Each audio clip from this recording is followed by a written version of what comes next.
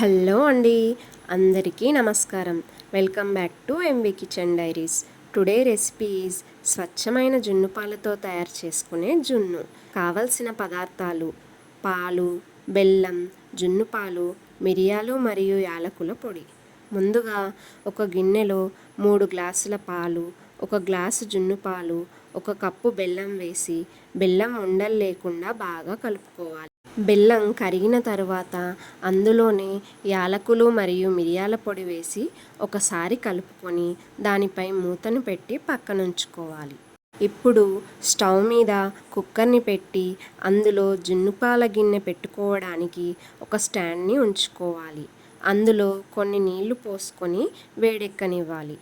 కుక్కర్లో జున్నుపాల గిన్నె పెట్టుకొని దానిపై మూత పెట్టి తరువాత కుక్కర్ మూత పెట్టి స్టవ్ని సిమ్లో ఉంచుకొని 10 విజిల్స్ వచ్చే వరకు జున్ను పాలని బాగా కుక్ చేసుకోవాలి.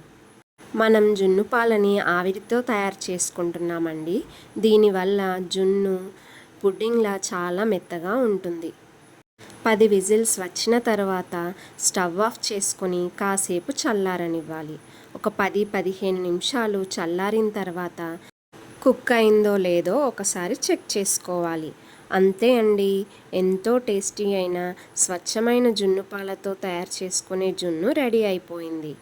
కాసేపు ఫ్రిడ్జ్లో పెట్టుకొని తింటే చల్లగా తీయగా భలే ఉంటుంది.